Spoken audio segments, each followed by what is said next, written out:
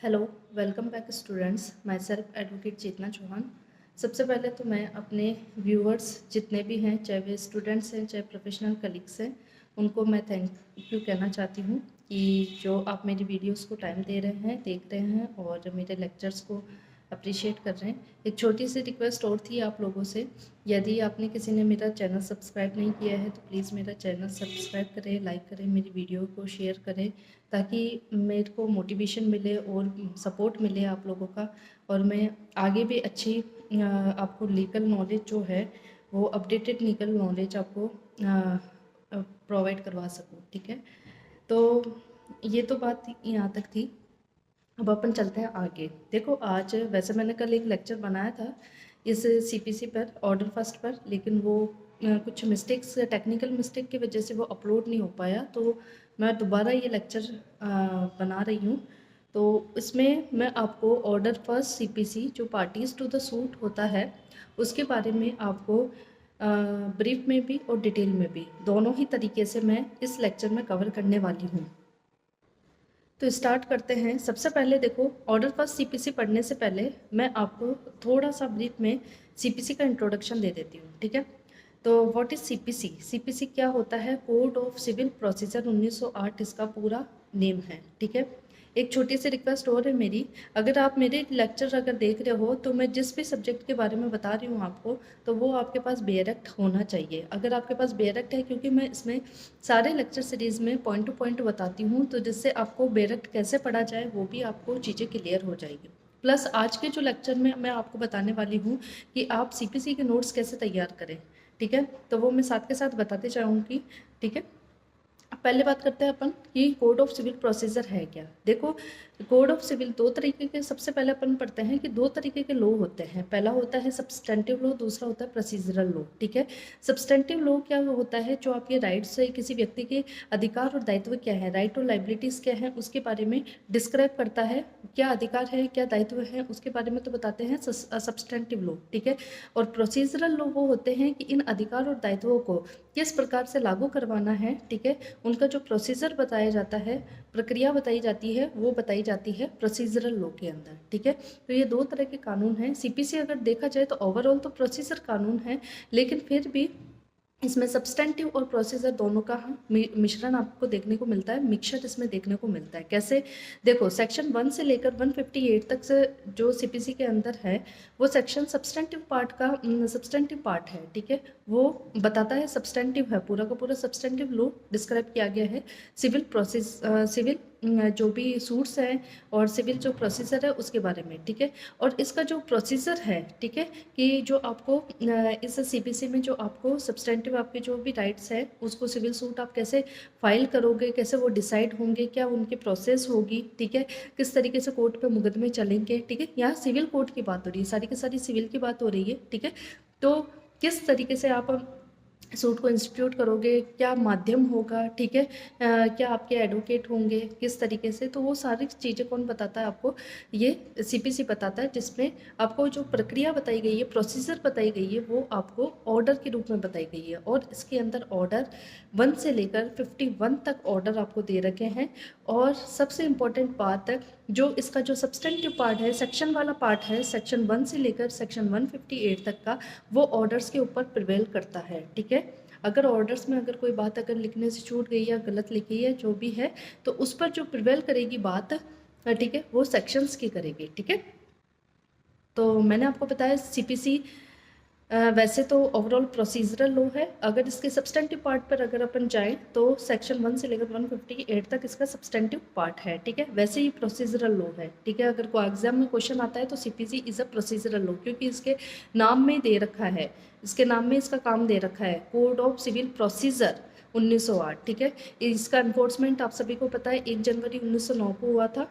ठीक है, उसके बाद सीपीसी कोई भी राइट क्रिएट नहीं करता है, खाली आपके राइट को इन्फोर्स कैसे करवाना है कोर्ट के अंदर, उसके बारे में ये बखान करता है, उसके बारे में ये बताता है। ठीक है, इसका जस्टिस दिलवाना, ठीक है, सिविल मुकदमों के अंदर जस्टिस दिलवाना, यूनिफॉर्म एक कोड है पूरा का पूरा। ठीक है, कंसोलिडेटेड कोड है, यूनिफॉर्म कोड है सिविल प्रोसीजर को लेकर। ठीक है, और स्पीडी जस्टिस कैसे हो सकता है, ठीक है, उसके बारे में भी इसमें चर्चा की गई है। ठीक है, अब ये मतलब एग्जॉस्टिव लॉ नहीं है, क्योंकि इसके अंदर कोर्ट की इनहेरेंट पावर भी दे रखी है। सेक्शन 151 के अंदर एग्जॉस्टिव कोर्ट लॉ वो होते हैं जो अपने आप में परिपूर्ण हो, जिनको किसी भी लॉ की सहायता नहीं लेनी पड़ती, लेकिन ऐसा सीपीसी नहीं है, ठीक है।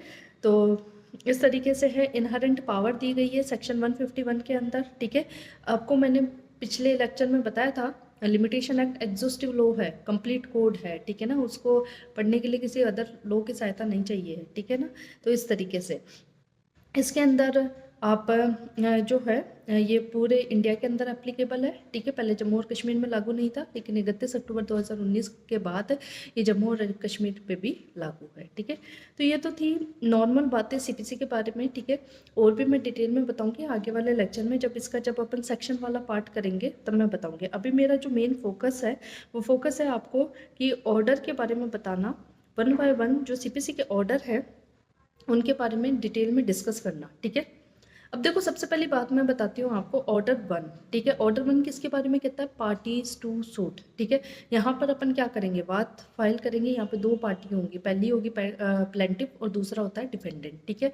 प्लेंटिफ वो व्यक्ति होता है, वादी वो व्यक्ति होता है जो अपना जिसको किसी मतलब वो एक तरह से पीड़ित पक्षकार होता है, वो केस दायर करता है किसी के खिलाफ कि आप मुझे उस फलाने व्यक्ति के खिलाफ आप क्या करो, मेरे को रिलीफ दिलवाओ, ठीक है। या जो भी वो उस डिमांड करता है, कंपनसेशन की करता है, रिलीफ की करता है, या अदर कोई स्पेसिफिक एक्ट की करता है, किसी भी चीज़ की करे, ठीक है, लीगल जो भी चीज़ है, ठीक है, तो वो दिलवाई जाती है, ठीक है। अब बात आती है सीपीसी में कि क्या बोलते हैं कि ऑर्डर जो मतलब ऑर्डर 1 है, तो प्लेंटिव और डिफेंडेंट 2 व्यक्ति होते हैं। प्लेंटिव जो वादी जो केस सूट फाइल करता है, डिफेंडेंट जिसके अगेंस्ट केस फाइल किया जाता है, वो डिफेंडेंट कहलाता है, ठीक है। तो प्लेंटिव वादी और डिफेंडेंट प्रतिवादी, ये तो है 2 पक्षकार मेन, ठीक है। पूरी सीपीसी में अपन इनके बारे में पढ़ेंगे, प्लेंटिव डिफेंडेंट, प्लेंटिव डिफेंडेंट। अब बात आती है पार्टीज टू सूट, ठीक है। ये मतलब अब सबसे पहले वाद दायर कौन करेंगी, उनके पक्षकार कौन होंगे, उसके बारे में जो ऑर्डर फर्स्ट है, ऑर्डर फर्स्ट ये बताता है, ठीक है। अब देखो, एक बार ऑर्डर फर्स्ट शुरू करने से पहले मैं आपको बता दूं कि इसमें नोट्स कैसे बनाए जाए, ठीक है। मैं ऑर्डर फर्स्ट मतलब ऑर्डर के नोट्स बनाने की बात कर रही हूँ, ठीक है ना। आप इसके सेक्शन देखो, सीपीसी पढ़ना क्या होता है, डिफ़िकल्ट होता है बहुत से लोगों के लिए, या लोगों को समझ में नहीं आती है। सीपीसी से सबको डर लगता है, डरने की कोई ज़रूरत नहीं है। आप ऐसा कीजिए, इसका जो सब्सटेंटिव पार्ट है सेक्शन 1 से लेकर 158 तक, उसको अलग पढ़े, और ऑर्डर का पार्ट उसको अलग पढ़े, ठीक है। 1-2 बार रीड करने के बाद फिर इनको मिक्स करें, फिर इनको कंपेयर करें कि कौन से सेक्शन में कौन से ऑर्डर की ज़रूरत पड़ रही है और कौन से ऑर्डर में कौन से सेक्शन की ज़रूरत पड़ रही है। फिर आप इनको मिक्स करके लिंक करके पढ़ेंगे, तब आपको सीपीसी इंटरेस्टिंग भी लगेगी और आसानी से समझ में भी आएगी और याद भी रहेगी, ठीक है। यही एक तरीका है इसको पढ़ने का, और 2-3 बार पढ़िए और इम्पोर्टेंट चीज़ें पढ़िए, ठीक है। क्योंकि एग्ज़ाम क्रैक करना मेन है, ठीक है ना। नॉलेज तो जब तक अपन इस फील्ड में है तब तक गेन होता ही रहेगा, ठीक है। अब बात आती है कि नोट्स कैसे बनाएं, ठीक है। नोट्स बनाने के लिए देखो, सीपीसी के अंदर जैसे ऑर्डर फर्स्ट में चलो आप, ठीक है। ऑर्डर फर्स्ट में अपन ने चला तो ऑर्डर फर्स्ट की जो हेडिंग है वो हेडिंग क्या है, पार्टीज टू सूट। तो अपन ने कॉपी में लिखा ऊपर ही ऊपर। अभी मेरे पास देखो ब्लैक बोर्ड से पढ़ाना अवेलेबल नहीं है, नहीं तो मैं आपको अच्छी तरीके से नोट्स कैसे बनते हैं वो मैं आपको बताती। लेकिन मैं आपको जैसे बोलती हूँ, मेरे को ध्यान से सुनिए, मैं आपको बताती हूँ। जैसे पार्टीज टू सूट, ठीक है, ऑर्डर 1 लिखा अपन ने पेज के ऊपर ही ऊपर, और पार्टीज टू सूट उसका नाम लिख दिया कि ऑर्डर 1 पार्टीज टू सूट के बारे में बात करता है। अब इसका एक तो तरीका ये है कि अगर आपके पास प्रिंटर वगैरह हैं तो इसके देखो हर पेरेक्ट के आगे वो दी हुई होती है, पीडीएफ दी हुई होती है कि ऑर्डर 1 में रूल 13 है, ठीक है, 1 to 13 है रूल, है ना। तो उसका एक छोटा सा पन्ना मतलब आप प्रिंट आउट निकाल के उसको पहले चिपका लो, आपको पता चल जाएंगे ये रूल है, ठीक है। और अगर आपके पास ये सुविधा अवेलेबल नहीं है तो या तो आप एक पेज पर पहले केवल रूल के शॉर्ट में या पूरा लॉन्ग में, शॉर्ट में या लॉन्ग में आप उनके क्या लिख लो, नाम लिख लो। जैसे रूल फर्स्ट क्या कहता है इसका, हु में बी प्लेंटिफ, प्लेंटिफ कौन होगा, ठीक है ना। ऑर्डर फर्स्ट यही बात कहता है। तो आप ऑर्डर फर्स्ट का जो रूल 1 है, तो रूल 1 में आप ये चीज़ लिख सकते हो कि हु में बी प्लेंटिव। पहले ये लाइन लिखी, फिर दूसरा रूल लिखा, फिर तीसरा रूल, ऐसा करके एक पेज बढ़ जाएगा, ठीक है आपका, ठीक है। और अगर आप ऐसा नहीं करना चाहो तो आप ऑर्डर फर्स्ट लिखो पहले, ऑर्डर फर्स्ट लिखे, रूल फर्स्ट लिखो। रूल फर्स्ट में अब देखो, एक मिनट मैं ऑर्डर निकाल लेती हूँ। अब देखो इसका जो ऑर्डर फर्स्ट का रूल फर्स्ट है, who may be joined as plaintiff, पहले आपने ये हेडिंग लिखी, ठीक है ना, या हिंदी में आप लिख सकते हो सिंपल लैंग्वेज में कि प्लेंटिफ कौन बन सकता है, ठीक है ना, या प्लेंटिफ कौन होंगे, ठीक है। तो उसमें जैसे 3 लाइनें दे रखी है, ठीक है ना। पहला तो देखो मैं पूरा पढ़ के बता देती हूँ आपको, ठीक है। All persons may be joined in one frame as a plaintiff where, ठीक है ना। अब ऑल पर्सन्स है, ठीक है, एक वर्ड उठा लो आप, ऑल पर्सन्स, ठीक है, और एनी राइट क्लेम है, ठीक है। सेम अब इसमें आएगा कि सेम एक्ट और ट्रांजेक्शन और सीरीज ऑफ एक्ट, ठीक है। ये वाली यहाँ पर जो लाइन है वो अंडरलाइन कर लो, ठीक है, हाईलाइट कर लो, ठीक है। एनी राइट क्लेम या एनी राइट या रिलीफ क्लेम, ठीक है, to the same act or transaction, the same act or transaction, ठीक है, एग्जिस्ट, ठीक है। इतनी सी बात लिखना, और बाकी एक नोट में लिख लेना या बी क्लोज में लिख लेना कि any common question of law और फैक्ट, क्योंकि ये लाइन तो देखो सब में कॉमन रहेगी, ये लाइन तो सब में कॉमन रहेगी, तो आप एक में याद करोगे तो आप सभी में इसको लिख सकोगे, ठीक है। तो इतना सा लिखा, और आपका जो रूल 1 है वो क्या हो गया, ब्रीफ हो गया, ठीक है। पहले क्या लिखना है, आपको उसका नाम हेडिंग लिखनी है, रूल फर्स्ट करके, who may be joined as plaintiff, ठीक है, ऑल पर्सन, फिर आप एरो करके लिख लो कि any right from the same act or transaction, series of act, ठीक है, इतना सा लिखा, और बाद में लिख दिया including any common question of law और क्वेश्चन ऑफ फैक्ट होना चाहिए, ठीक है। तो इससे इजी वे में आपको समझ में आ गया, ठीक है। देखो एग्जाम पॉइंट ऑफ व्यू से ये तो खाली है फर्स्ट रिवीजन के लिए, ठीक है। और नोट्स आप अच्छी टेक्स्ट बुक्स रेफ़र करें, सब कुछ रेफ़र करें, बेयरक्ट रेफ़र करें, सारा सब कुछ हो, लेकिन लैंग्वेज जो होगी वो बेयरक्ट की ही होगी, ठीक है। बेयरक्ट के हिसाब से ही लिखे। समझने के लिए आप कोई सी भी आप गाइड उठा के लिया है, कोई फ़र्क नहीं पड़ता है, सब गाइड अच्छी हैं और सब गाइड आपको अच्छे ही बताएंगी, ठीक है, सब ऑथेंटिकेट आती हैं, ठीक है। और लेकिन आपको पढ़ने का और एग्ज़ाम में लिखने का तरीका जो शॉर्टली मैं आपको बता रही हूँ, ठीक है ना, तो वो आप इसको ही आगे एलोबरेट करके एक्सप्लेन करके आप इसको लिख सकते हैं। अगर आपको मेन पॉइंट याद है, पता है कि रूल फर्स्ट में इनके बारे में बात की गई है, तो आप 1-2 लाइन अपने हिसाब से ऐड कर सकते हैं, क्योंकि मेन इंग्रेडिएंट्स आना चाहिए, ठीक है। और फिर धीरे धीरे आप इस तरीके से नोट्स बनाओगे तो आपको काफ़ी हद तक बेयरक्ट की लैंग्वेज भी याद हो जाएगी, ठीक है। तो इस तरीके से आप नोट्स बना सकते हो, जैसे कि रूल 2 है इसका, ठीक है, power of court to order separate trial. देखो मैंने पूरी सीपीसी के इस तरीके से नोट्स बना रखे हैं, ठीक है, अपनी लैंग्वेज में, और बहुत ही जैसे अभी तो ये सीपीसी पता नहीं कितने, शायद 500 पेज का होता है सीपीसी का, ठीक है, बेयरक्ट भी बहुत सारे पेज का होगा, लेकिन मैंने बहुत ब्रीफ में बना रखे हैं, और फिर भी बेयरक्ट की लैंग्वेज है, सारे वर्ड्स भी आ गए उसके अंदर, तो आपके भी आ सकते हैं। एक बार आप कोशिश करें कि पूरे के पूरे रूल की बनाने की। आप ये ना सोचें कि ये रूल तो इम्पोर्टेंट है नहीं, ठीक है, इम्पोर्टेंट नहीं, कोई बात नहीं है, लेकिन आप एक बार अपनी लैंग्वेज में उसको बना लेंगे तो उससे आपको पूरे ऑर्डर का जस्ट ध्यान में आ जाएगा। प्लस आपको जब आंसर राइटिंग करने की बात आएगी, मेंस में लिखने की बात आएगी, तब शब्द आपके पास बहुत ज़्यादा होंगे और आंसर राइटिंग आपकी बहुत अच्छी होगी, ठीक है ना। तो इसलिए पूरे रूल के ही आप नोट्स बनाएं, ठीक है। इस पे इंपॉर्टेंट जो होंगे वो मैं बता दूंगी, उन पे फोकस्ड रहना है आपको, लेकिन आप कोशिश करिए पूरे रूल की ही बना दें आप नोट्स, ठीक है। और देखो आंसर राइटिंग की प्रैक्टिस अभी से ही होती है, ठीक है, साथ के साथ ही होती है, चाहे आप बेयरक्ट की लैंग्वेज लिखो, चाहे देख देख के लिखो, चाहे आप किसी गाइड में से लिखो, तो साथ के साथ ही आपको करनी होगी, तभी आपकी स्पीड बनेगी। स्पेशली राजस्थान जुडिशरी की अगर बात की जाए तो पिछले 2 सालों से पेपर बड़ा ही लेंदी आ रहा है, लोगों को क्वेश्चंस आते हैं, आंसर्स आते हैं, लेकिन उनका पेपर नहीं हो पाता है, ठीक है। तो स्पीड बहुत मैटर करती है, और स्पीड कब बनेगी, जब आप डेली लिखोगे, कम से कम 2 घंटे 1 घंटे आप लिखोगे, तभी आपकी स्पीड बनेगी, ठीक है। अब दूसरा रूल जो इसका है, जैसे कि लिख रखा है power of court to order separate trial, ठीक है। अब ये वाला आया तो आपने हेडिंग लिख ली रूल 2 डाल के, ठीक है। और जैसे मेरे को क्या होता है कि ग्राफिकल जैसे चार्ट के फॉर्म में नोट्स बनाना ज़्यादा अच्छा लगता है, उससे क्या होता है कि एकदम नज़र पड़ती है और ये चीज़ें याद रखती है। अगर चार्ट के फॉर्म में नहीं बना सकते या नहीं बनाना आता तो आप डायरेक्ट भी बना सकते हैं। जैसे आपने हेडिंग लिखी, फिर नीचे आपने एरो करके आप लिख सकते हैं कि जहाँ कोर्ट अपीयर्स, नेम लिखा, कोर्ट अपीयर्स, प्लेंटिफ में एम्प्रेस और delay the trial of the suit, बस इतना लिखना है, ये मेन लाइन है, ठीक है ना। तो इसको आप हाईलाइट भी कर दे तो क्या कर सकता है, ऑर्डर फॉर सेपरेट ट्रायल, ठीक है।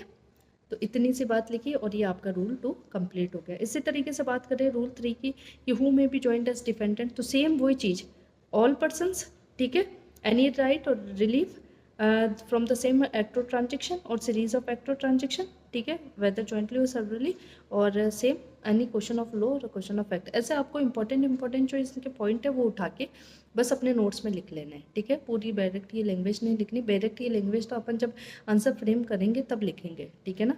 खाली ये पॉइंट्स अपन को ध्यान में रखते हैं। पॉइंट अपन को ध्यान में रखने से क्या होता है कि उसका जो मेन जो थीम है वो अपन को सारी याद आ जाती है और क्वेश्चन फ्रेमिंग करने में, आंसर फ्रेमिंग करने में अपन को ईजी होता है, ठीक है।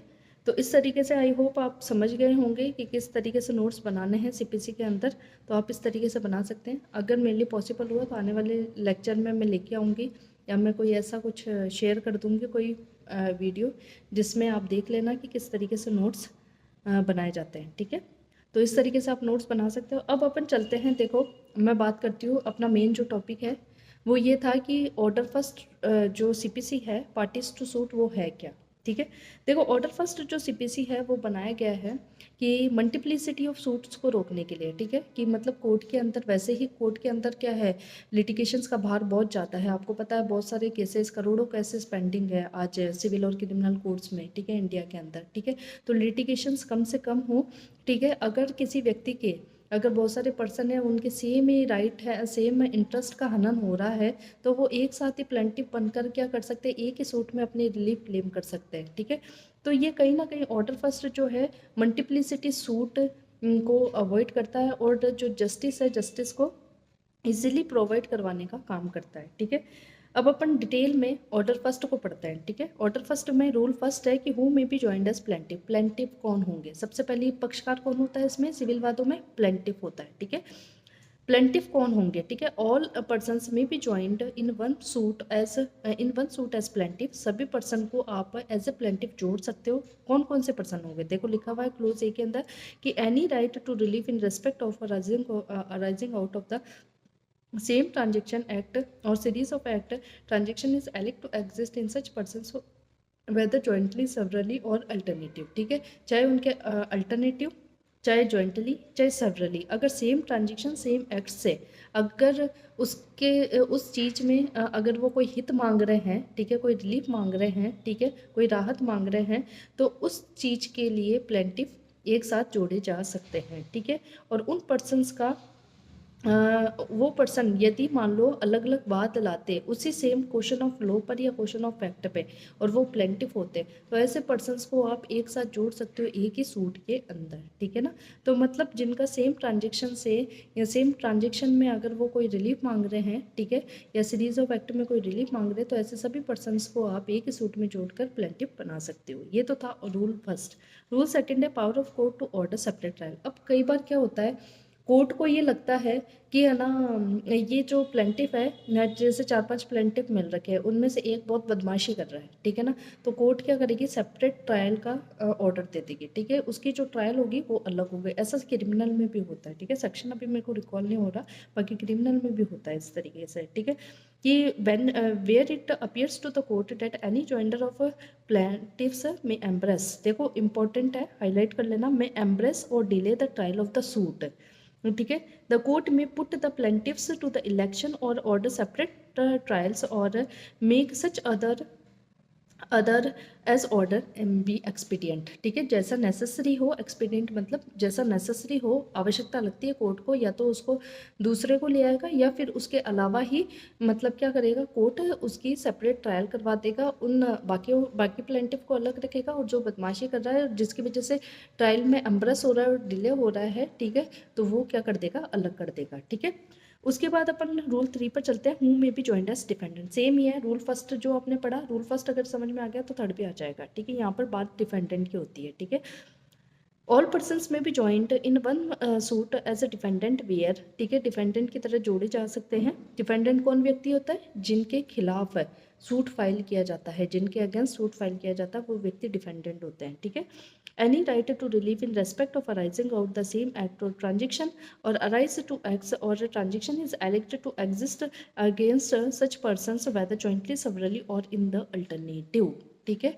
तो इस तरीके से जो पर्सन्स अगर जिनका मतलब जिनके अगेंस्ट आपने सेम ट्रांजेक्शन में अगर रिलीफ वगैरह मांगी है, ठीक है ना, तो उन सारे पर्सन्स को जिनके सेम क्वेश्चन ऑफ लॉ और क्वेश्चन ऑफ फैक्ट पर क्वेश्चंस अराइज हुए हैं या वाद या कोज ऑफ एक्शन अराइज हुआ है, ठीक है, तो उन पर्सन्स को आप एज ए डिफेंडेंट इंक्लूड कर सकते हैं, ठीक है।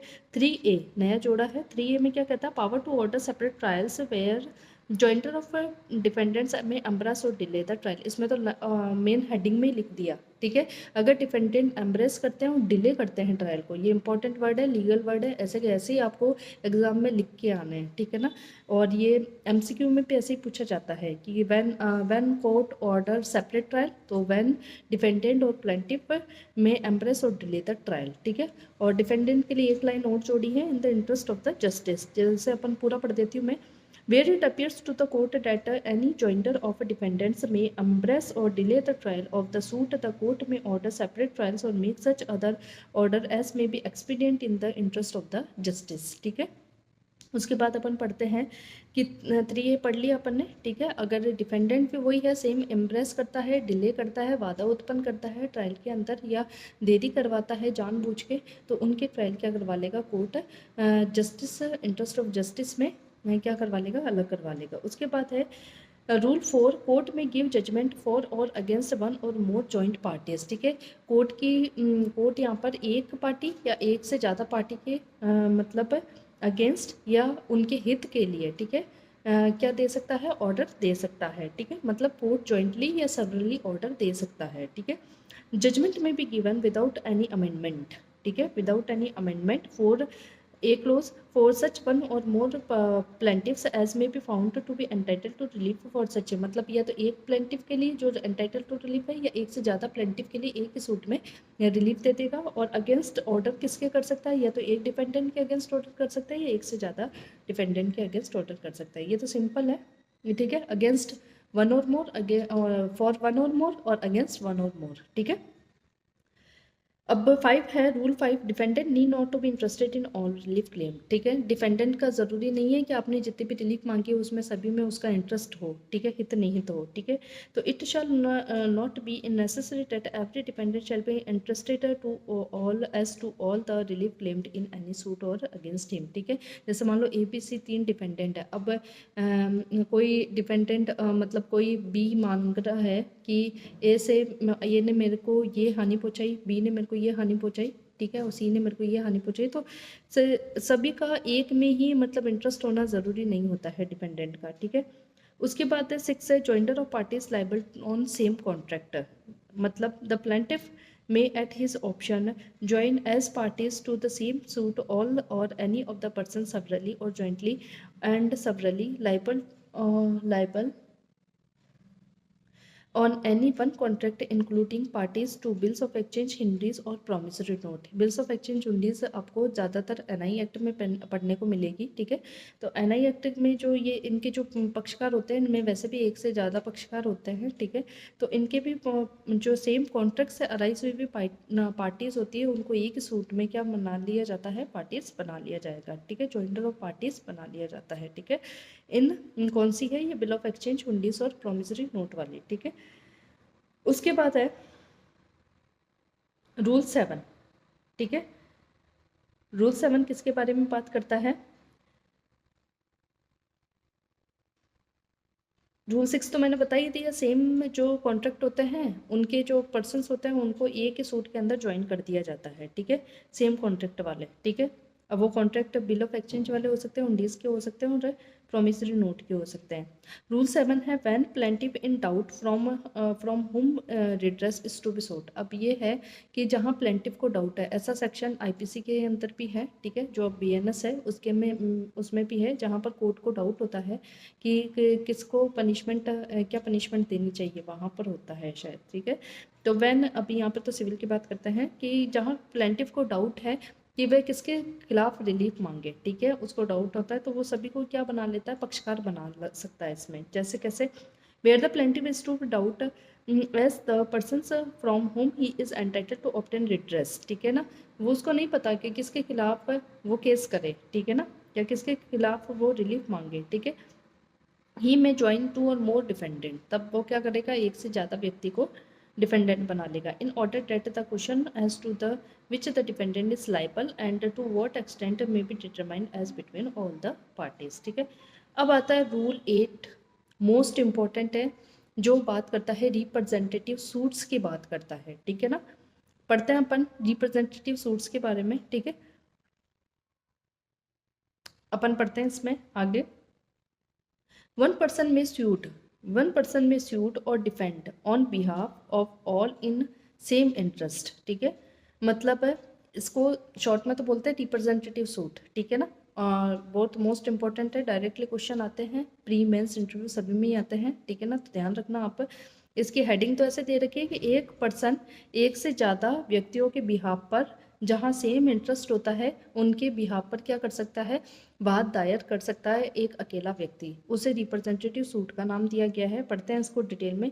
Where there are numerous person, ये कहाँ काम में आता है। ठीक है ना, जहाँ where there are numerous person having the interest in one suit. ठीक है, पहले मैं सिंपली बता देती हूँ आपको। जैसे मान लो एक कॉलोनी है, ठीक है ना, ये कॉलोनी है, उसमें एक अवैध रूप से कोई मतलब कॉम्प्लेक्स का निर्माण हो रहा है। उस कॉम्प्लेक्स का निर्माण कॉलोनी के जो रहने वाले हैं, रेजिडेंट्स हैं, वो नहीं चाहते हैं कि यहाँ पर कॉलोनी के अंदर कॉम्प्लेक्स का निर्माण हो। ठीक है ना, तो वो उसको रोकना चाहते हैं, उस निर्माण कार्य को रोकना चाहते हैं। तो फिर उन जैसे मान लो कॉलोनी के अंदर तो 100 लोग हैं रहने के लिए, ठीक है, लेकिन उसमें से एक अकेला व्यक्ति जैसे कोई है, ए नाम का व्यक्ति है, तो वो उनके सभी के परमिशंस, उन सभी को नोटिस देके, ठीक है, और कोर्ट से परमिशन लेके उन सभी के बिहाफ पर, उनके सेम इंटरेस्ट पर क्या कर देता है, कोर्ट में केस फाइल कर देता है कि ऐसा जो अवैध निर्माण हो रहा है कॉम्प्लेक्स का कॉलोनी के अंदर, वो नहीं होना चाहिए। ठीक है, तो इस तरीके से जो सूट फाइल करने का तरीका होता है वो रिप्रेजेंटेटिव सूट की कैटेगरी में आता है, रिप्रेजेंटेटिव सूट्स कहलाते हैं। ठीक है,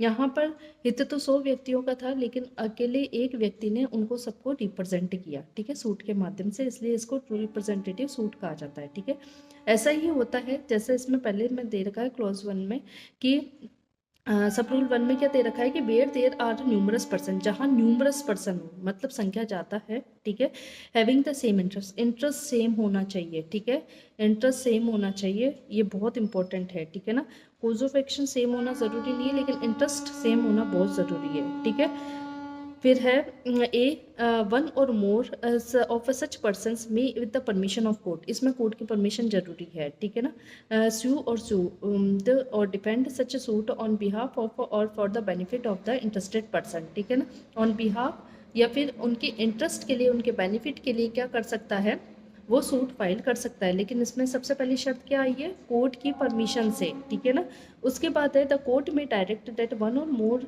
ऑफ सच पर्सन में स्यू और स्यूट और में डिफेंड स suit on behalf of the for the benefit of a person. फिर कोर्ट उनको क्या कर देगा, डायरेक्ट कर देगा, मतलब आदेश दे देगा कि हाँ आप क्या कर सकते हो, इन सभी 100 पर्सनस के बिहाफ पर आप सूट फाइल कर सकते हो कोर्ट के अंदर। ठीक है, सब रूल 2 है कि the court shall in every case where a permission or direction is given under sub rule 1 at the plaintiff's expenses give notice to of the institution of the suit. ठीक है, institution of suit का order 4 है। ठीक है ना, तो मतलब notice देगा। ठीक है ना, जब कोर्ट का आदेश मिल जाता है, ये सीधा सीधा ये कह रहा है सब रूल 2 कि मतलब जब कोर्ट का आदेश मिल जाता है कि आपको परमिशन मिल जाती है, उसको बाद क्या करना होता है कि जो पर्सन उनके बिहाफ पर मतलब जो सूट फाइल कर रहे हैं कोर्ट के अंदर, तो उनको नोटिस देना पड़ता है, या तो पर्सनली अगर पॉसिबल है, और अगर लगता है कि बहुत ही ज़्यादा है, मतलब जैसे होते हैं ना ऐसे केसेस जहाँ पर पूरे इंडिया का ही हित, इंडिया के लोगों का हित निहित होता है, तो वहाँ पर पब्लिक एडवर्टाइजमेंट आते हैं। ठीक है ना,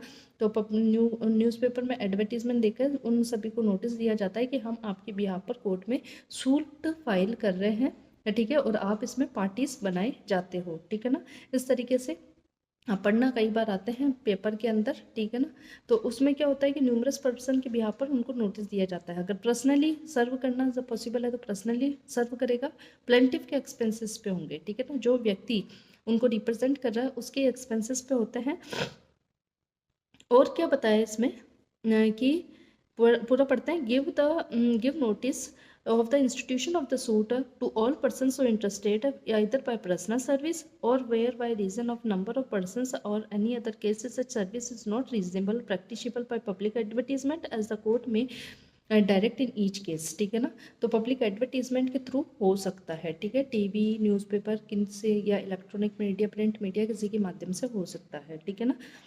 पब्लिक एडवर्टीजमेंट होगा, ठीक है। उसके बाद है सब रूल 2(8) का 3 पढ़ रही हूँ मैं। Any person on whose behalf or whose benefit a suit is instituted or defended under may apply to the court to make to suit to the party. कहने का मतलब है कि अगर कोई भी पर्सन जिनको नोटिस दिया जाता है और उनको लगता है कि हमें भी पार्टी बनना है सूट की, तो वो कोर्ट में अप्लाई करके पार्टी टू द सूट बन सकती है। उसके बाद है sub rule 4, no part of the claim in any such suit shall be abandoned under sub rule 1 and no such suit shall be withdrawn under rule 3 rule 3 sub rule 3 of or rule 1 of order 23, and no agreement, compromise or satisfaction shall be recorded in any such suit or under rule 3 of the order unless the court has given at the plaintiff's expenses notice to all persons who interested in the manner specified in sub rule 2। कहने का मतलब है, सीधा सा है, इसका मैं बता देती हूँ। जस्ट क्या है कि कई बार ऐसे सूट्स होते हैं जैसे आपको गवर्नमेंट्स के अगेंस्ट लाने हैं, ठीक है, और इस ऑर्डर जो 23 रूल 1 और 3 में जो दे रखा है ना, उसमें रिप्रेजेंटेटिव सूट की एक लिस्ट दे रखी है। अगर आपको इन व्यक्तियों के खिलाफ आपको सूट लेके आने हैं तो आपको पहले गवर्नमेंट की या कोई किसी भी जो अथॉरिटी है उनकी परमिशन आपको चाहिए, ठीक है ना, या उनको नोटिस देना होगा, ठीक है ना। जैसे सेक्शन 80 भी बात करता है सीपीसी का, नोटिस होता है गवर्नमेंट को, ठीक है ना। तो वो पूरी प्रोसीजर फॉलो करने के बाद ही कोर्ट क्या करेगा, आपको मतलब परमिशन देगा, ठीक है ना, परमिशन देगा। आप इससे पहले कोर्ट परमिशन नहीं देगा, ठीक है ना। वो भी आपको अगर कोई है, अगर ऐसी कोई रिक्वायरमेंट है तो वो भी आपको फुलफिल करनी पड़ेगी। फिर है 5 है वेयर एनी पर्सन सुइंग और defending in any such suit does not proceed with due diligence in the suit और डिफेंस द कोर्ट में substitute in his place any other person having the same interest in the suit. अगर मान लो court को लगता है कि अगर कोई, हाँ, तो अब सब रूल 5 में अपन पढ़ रहे थे कि जो और कोर्ट को लगता है कि अगर कोई पर्सन है वो सू नहीं कर रहा है या डिपेंड नहीं कर रहा है, ठीक है, ड्यू डिलिजेंस से, तो कोर्ट उसको सब्स्टिट्यूट कर देगी। उसके बदले में कोई दूसरा इंसान जो सेम इंटरेस्ट रखता है उसको पार्टी टू द सूट बना देगी और उसको हटा देगी। 6 में है अ decree passed in a suit under this rule shall be binding to all persons on whose behalf or for whose benefit the suit is instituted defended as the case may be, ठीक है ना। ये जो decree pass होगी last में वो सभी person पर बाउंड होगी जो मतलब इसकी पार्टीज टू सूट हैं, क्योंकि उनको नोटिस दिया गया था, उनको बताया गया था कि आपको रिप्रेजेंट करके हम सूट फाइल कर रहे हैं कोर्ट के अंदर, तो जो भी डिक्री आएगी, जो भी कोर्ट का आदेश आएगा वो सभी के लिए मान्य होगा, ठीक है ना। तो ये इस तरीके से मतलब ये क्या था, अपना रिप्रेजेंटेटिव सूट था, ठीक है, बहुत इंपॉर्टेंट है, डायरेक्टली क्वेश्चन आता है प्री मेंस और इंटरव्यू में, आप इसको ध्यान रखना। इसका एक्सप्लेनेशन भी बहुत इंपॉर्टेंट है। एक्सप्लेनेशन क्या कहता है, for the purpose of determining whether the person who sue or sued or defend in the same interest in one suit is not necessary to establish that such person have same course of action as the person on whose behalf or whose benefit they sue or defend the suit or as the case may be. सीधी सी बात ये कह रहा है कि interest same होना ज़रूरी है। Course of action हो सकता है कि मे बी अलग हो, ठीक है ना, कोर्स ऑफ एक्शन अलग हो सकता है लेकिन इंटरेस्ट सेम होगा, और उन पर्सनस को भी क्या होगा, इसमें रिप्रेजेंटेटिव सूट की पार्टी बनाया जा सकता है, ठीक है। तो इस तरीके से ये रिप्रेजेंटेटिव सूट है, ठीक है। इनके 1 बाय 1 में केस बता दूंगी आपको, ठीक है। पहले अपन और पढ़ लेते हैं 8A। 8A क्या कहता है, power of court to permit a person or body of persons to present a opinion or take part in the proceeding. अब सेम ही है जैसे रूल 8 में तो इंडिविजुअल पर्सन से, यहाँ पे बॉडी ऑफ पर्सन्स और कॉर्पोरेट बॉडीज़ की बात की गई है, ठीक है ना, जो आर्टिफिशियल पर्सन होते हैं। Wild trying a suit the court may it satisfy that a person or body of person interested in the question of law or directly or substantially in the issue of the suit and that it is necessary in the public interest to allow the person or body of person to present his or opinion to the question of law, permit the person or body of person to present such opinion or take part such proceeding in the of the suit as the court may specify। तो ऐसी body of person या फिर ऐसा institution भी क्या कर सकता है, कोर्ट की प्रोसीडिंग में भाग ले सकता है जहां पर कोई क्वेश्चन ऑफ लॉ इन्वॉल्व है डायरेक्टली या सब्सटेंशियली, ठीक है ना। तो इस तरीके से बॉडी ऑफ पर्सन है वो भी पार्टिसिपेट कर सकते हैं एज अ रिप्रेजेंटेटिव सूट में, ठीक है। फिर 9 है, बहुत इंपॉर्टेंट है, miss joinder and non joinder, ठीक है। सबसे पहले रूल जो 9 है उसको पढ़ने से पहले मैं आपको बता देती हूँ। देखो बहुत सारी टर्म है, मिस जॉइंडर ऑफ पार्टीज है, नॉन जॉइंडर ऑफ पार्टीज है, non joinder of necessary party है, non joinder of proper party है, और नेसेसरी पार्टी के बारे में है, ठीक है ना। अब देखो मिसजेंडर तो क्या होता है, मिसजेंडर होता है कि ऐसी पार्टी जिनका कोई सूट से लेना देना ही नहीं है, ठीक है ना, जिसको कोई मतलब भी नहीं है और उसको आपने सूट की पार्टी बना दिया, ठीक है, वाद का पक्षकार बना दिया, ठीक है ना, वो तो होता है मिसजेंडर ऑफ पार्टीज, ठीक है। नॉन जेंडर ऑफ पार्टीज का मतलब होता है कि जिनको जोड़ना चाहिए था लेकिन वो आपसे गलती से नहीं जुड़े हैं, या ठीक है, और आप मतलब उनको बाद में आप इसका सूट का पक्षकार बनाना चाहते हो। जैसे non joinder of proper party होता है, प्रॉपर एडजुडिकेशन के लिए ज़रूरी होता है, इससे सूट को मतलब सूट में डिफेक्ट नहीं आता है। लेकिन non joinder of necessary party, necessary party का मतलब है ऐसा पक्षकार जिसके बिना आप मतलब जो पूरा का पूरा जो कहते हैं ना एडजुडिकेशन होता है, पूरा का पूरा जो डिसीजन होता है वो सिविल सूट के अंदर आप इफेक्टिवली नहीं दे सकते, ठीक है ना। तो उन वैसी जो पार्टी होती है जो पूरा का पूरा जो कहते हैं ना खेल ही बदल दे, ठीक है, तो ऐसी पार्टी को नेसेसरी पार्टी कहा जाता है और उनको जोड़ना बहुत ही ज़रूरी होता है किसी भी सूट के अंदर, ठीक है, पक्षकार बनाया जाना इनको ज़रूरी होता है, ठीक है। तो non gender of necessary party defect in suit करता है और डिसमिसल ऑफ सूट भी कर सकता है, ठीक है, लेकिन प्रॉपर पार्टी का इसमें कुछ भी नहीं होता है, ठीक है। तो इस तरीके से अपन पढ़ते हैं इनके बारे में, ठीक है। No suit shall be defeated by, ठीक है, कोई भी सूट डिफीटेड नहीं होगा अगर मिस जॉइंटर और नॉन जॉइंटर ऑफ पार्टीज होगा, ठीक है, डिफीट नहीं होगा। लेकिन मिस जॉइंटर और non joinder of necessary party होगा तो सूट डिफीट हो जाएगा, डिसमिसल ऑफ द सूट हो जाएगा, ध्यान में रखना, ठीक है ना। डायरेक्ट क्वेश्चन आता है प्री का इसमें, ठीक है। और and the court may in every suit deal with the matter in controversy as far as regards the rights and interests of the party actually before it, provided that nothing in this rule shall apply to the non-joinder of the necessary party। लिख दिया ना, non joinder of necessary party पे apply नहीं है, मतलब अगर non joinder of necessary party है तो डिफीट ऑफ सूट हो जाएगा, डिसमिसल ऑफ द सूट हो जाएगा, ठीक है ना। तो ध्यान में रखना नेसेसरी पार्टी को ज्वाइन करना बहुत ही ज़रूरी होता है फॉर द प्रॉपर और effective adjudication in the civil suit, ठीक है। उसके बाद आता है जो रूल है रूल 10। रूल 10 कहता है suit in name of wrong plaintiff, ठीक है। 110 की एप्लीकेशन खूब लगती है कोर्ट के अंदर। इसमें क्या होता है, कोर्ट क्या करता है, पार्टीज को हटाता है, जोड़ता है, सब्स्टिट्यूट करता है। गलत पार्टी आपने जोड़ दी तो आप कोर्ट में अप्लाई करोगे, 110 की एप्लीकेशन लगाओगे और सही पार्टी को आप जोड़ दोगे, या कोई पार्टी रह गई है, ठीक है, जिसको वाद का पक्षकार बनाया जाना है, ठीक है, तो उसको भी आप 110 की एप्लीकेशन लगा के उसको ऐड करवा सकते हो, ठीक है। तो पढ़ते हैं इसके बारे में।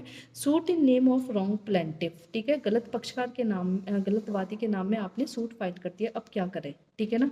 तो फर्स्ट है where a suit have been instituted in the name of the wrong person as plaintiff or where it is doubtful, या फिर डाउटफुल है, अपन को पता ही नहीं है कि plaintiff कौन है, ठीक है, whether it has been instituted in the name of the right plaintiff, the court may at any stage of the suit, ठीक है, स्टेजेस बहुत इंपॉर्टेंट है सिविल प्रोसीजर के अंदर। कौन से स्टेज पे, आप किसी भी स्टेज पे पक्षकार को घटा भी सकते हो, मतलब हटा सकते हो, और क्या कर सकते हो, सब्सटीट्यूट कर सकते हो, नया प्लेंटिफ ला सकते हो, ठीक है।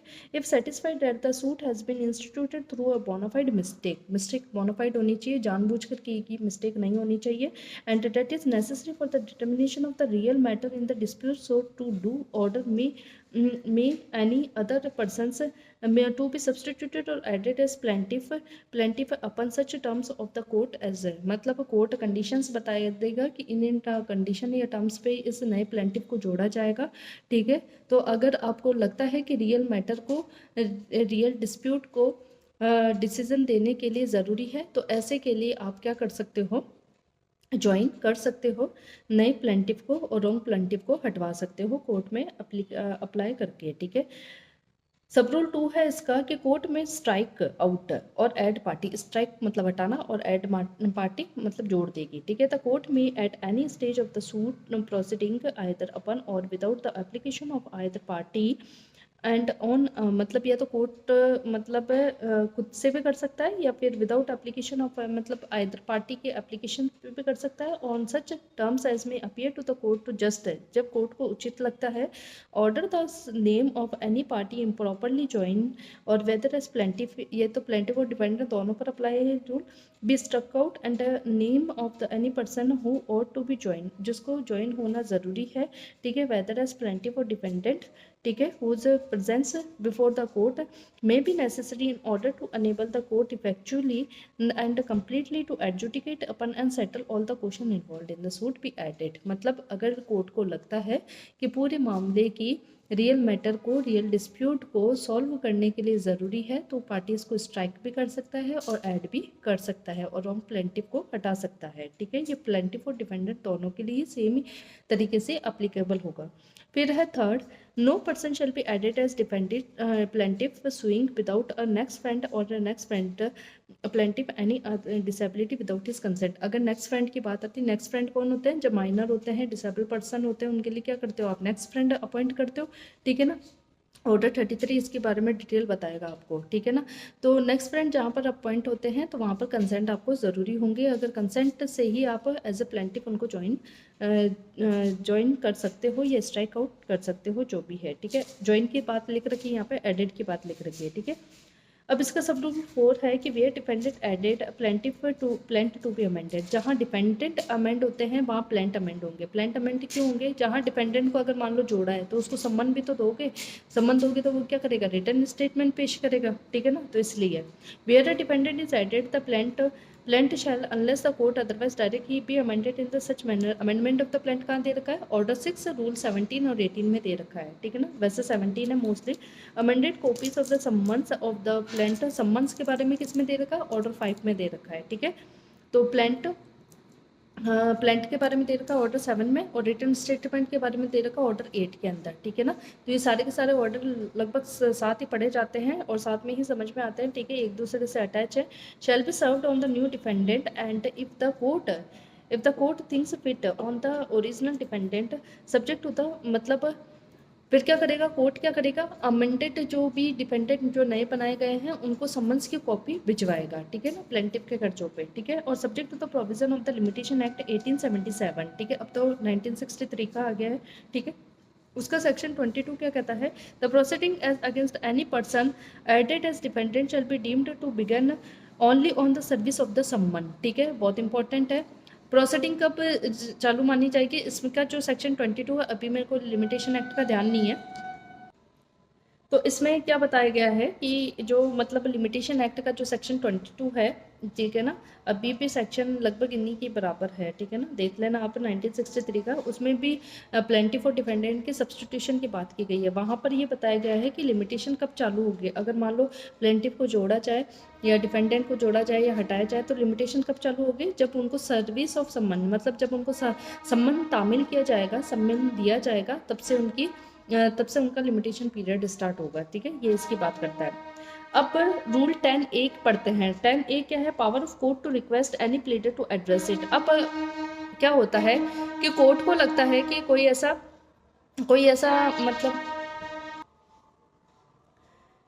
तो अपन पढ़ रहे थे 10A। 10A में क्या होता है कि जब है ना कोर्ट को लगता है कि मतलब कोई ऐसी पार्टी है जिसको मतलब डिफेंड नहीं कर रहा है, ठीक है ना, तो उसके बिहाफ पर किसी मतलब प्लेटर से कोर्ट क्या कर देता है? रिक्वेस्ट कर देता है, उनको कह देता है कि आप उन पार्टी के उनको रिप्रेजेंट करके आप कोर्ट में प्लीड करो। ठीक है ना, तो इसके लिए रूल कहता है, rule 10A, power of court to request any pleader to address it the court may in its direction suo motu. अगर कोर्ट को लगता है कि request any pleader to address it to any interest is likely to affected decision of any matter in issue और any suit और proceeding if the party having the interest which is likely to be affected not presented by the platter. जहाँ लगता है कि किसी platter द्वारा present नहीं किया जा रहा है किसी पार्टी को और उसके मैटर्स और उसके राइट इफेक्टेड हो रहे हैं, ठीक है, तो डिस्प्यूट को सुलझाने के लिए किसी भी प्लेटर से रिक्वेस्ट कर सकता है कोर्ट कि आप उसको क्या करो? रिप्रेजेंट करो। ठीक है, सिंपल सा था। 11 conduct of suit. The court may give the conduct of suit to such person as deem proper. ठीक है, कंडक्ट ऑफ सूट किसी को भी दे सकता है जिस पर्सन को कोर्ट क्या माने? प्रॉपर माने। ठीक है, 12 है appearance of one of several plaintiffs or dependent for others. ठीक है, मतलब वेयर देयर सिंता सा है। यहाँ पर क्या होता है कि बहुत सारे प्लेंटिफ जहाँ पर है तो वो अपने में से एक या एक से ज़्यादा व्यक्तियों को क्या कर देते हैं? अथोराइज कर देते हैं कि आप हमारे बिहाफ पर क्या हो जाना? कोर्ट में अपीयर हो जाना। या डिपेंडेंट है जहाँ पर सेवरल डिपेंडेंट है वहाँ पर बहुत सारे डिपेंडेंट में एक या दो को अथोराइज कर देते हैं कि आप हमारी बिहाफ पर डिपेंडेंट बन के चले जाना। ठीक है ना, उन्हीं में से एक को अथोराइज कर देते हैं कि प्लीड अपीयर करने के लिए। ठीक है, where There are more plaintiffs than one. Any one of them deemed to be authorized. Any one of them to appear, plead or act. To appear, plead or act before the court. ठीक है. For such other in any proceeding or in like manner where any more there are more defendants than one, any one or more of them may be authorized by any other of them to appear, plead or act for such other in any proceeding. The authority shall be in writing, signed by the party given, it shall be filed to the court. ठीक है. जो ये authority दी जाएगी, जो permission दी जाएगी कि आप हमारे बिहाफ पे क्या कर लो, प्लीड कर लो, एक्ट कर लो, ठीक है ना, तो उसकी साइनिंग मतलब रिटर्न में दी जाएगी अथॉरिटी और कोर्ट में बताया जाएगा. ठीक है. 13 है, इंपॉर्टेंट है. रूल 13 क्या कहता है? Objection as to non joinder or misjoinder. Non joinder misjoinder rule 9 में पढ़ा था अपन ने. ठीक है. Non joinder or misjoinder के जो ऑब्जेक्शन है उसकी एक लाइन बहुत इंपॉर्टेंट है. देखो सेकंड में देखना, eight the earliest possible opportunity. ठीक है ना. All objection on the ground of the non gender. अगर आपको लगता है कोर्ट के अंदर कि नॉन जेंडर ऑफ पार्टीज हुआ है या मिस जेंडर ऑफ पार्टीज हुआ है, उसका ऑब्जेक्शन, उसकी आपत्ति आप कोर्ट में कब उठाओगे? At the earliest possible opportunity. जैसे ही आपको पता चलता है, जैसे ही आपको मौका मिलता है, आपको कोर्ट के अंदर इस बात को उठाओगे. ठीक है. इन ऑल केसेस और वेयर इश्यूज और सेटल्ड. ठीक है ना. यह जब इशू सेटल किए जाते हैं. ठीक है. एट और ऑन बिफोर. ठीक है ना. या तो इशू सेटल से पहले या at the settlement of the issue. ठीक है ना. unless the ground of objection has subsequently arisen. बाद में नहीं उठा सकते. ठीक है. और and any such objection not so be taken. अगर मान लो ऐसा कोई ऑब्जेक्शन आपने रेस किया ही नहीं है किसी भी स्टेज पे, ठीक है ना, तब ऑब्जेक्शन वेव माना जाता है. ऐसा मान लिया जाता है कि आपको किसी भी प्रकार की आपत्ति नहीं है, ऑब्जेक्शन वेव माना जाएगा. ठीक है. तो ये तो सिंपल से थे रूल 1 से लेकर रूल 13 तक. जो इसके अंदर क्या है, ऑर्डर फर्स्ट का है, पार्टीज टू सूट है. ठीक है. अब इसमें इंपॉर्टेंट कौन सा है? देखो फर्स्ट में आपको प्लेंटिफ, सारे व्यक्ति प्लेंटिफ की तरह जुड़ सकते हैं. ठीक है. जिनके सेम सीरीज ऑफ ट्रांजेक्शन है, any common question of law है, क्वेश्चन ऑफ फैक्ट है. ठीक है. रूल 1 इंपॉर्टेंट है, 2 इंपॉर्टेंट है, 3 इंपॉर्टेंट है. ठीक है ना. छोटे छोटे देख लेना, आप एक एक लाइन में कर लेना. 8 मोस्ट है, 8 पर आप बड़ा क्वेश्चन पे तैयार करके रखना. 9, 10 और 13. ठीक है ना. तो ये रूल इसके अंदर मोस्ट है. आपको नोट्स कैसे बनाने वो मैंने आपको बता दिया. अब चलते हैं, एक आपको पहले मैं बता देती हूँ, केस बता देती हूँ अब इनके ऊपर. ठीक है ना. केस की बात करते हैं अपन.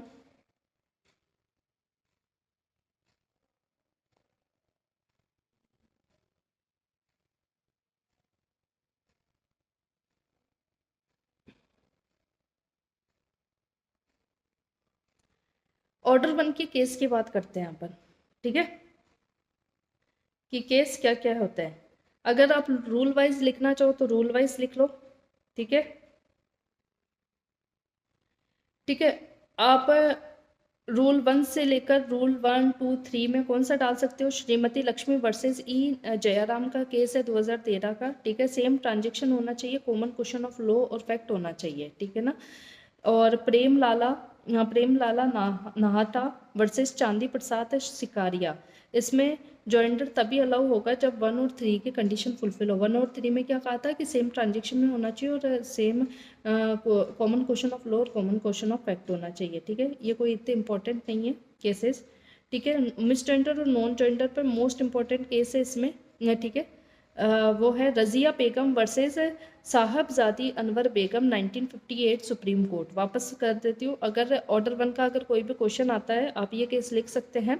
रज़िया बेगम वर्सेस साहबजादी अनवर बेगम 1958 सुप्रीम कोर्ट. इसमें ये बताया था कि नेसेसरी पार्टी का इसमें एब्सेंट था. इसमें कोई नेसेसरी पार्टी नहीं थी, इसलिए सूट को डिफेक्टिव माना गया था. ठीक है. प्रॉपर पार्टी की एब्सेंस में सूट डिफेक्टिव नहीं होता. मैंने आपको पहले भी बताया था. Non gender of necessary party will result in defect in suit और डिसमिसल ऑफ द सूट. ठीक है ना. तो रज़िया बेगम वर्सेस साहबजादी अनवर बेगम 1958 सुप्रीम कोर्ट. दूसरा इंपॉर्टेंट केस है हीराचंद कुंदामल या Kundanmal versus municipal corporation of greater Bombay. Hirachand Kundanmal versus municipal corporation greater Bombay 1992. इसमें कोर्ट की ड्यूटी है कि वो नेसेसरी पार्टी को ऐड करे. ठीक है. इसमें कोर्ट की ड्यूटी बताई गई है कि वह नेसेसरी पार्टी को ऐड करे. ठीक है. रूल 10 के ऊपर है रूल 10 के ऊपर आप लिख सकते हो कस्तूरी वर्सेस इयाम पेरुमल।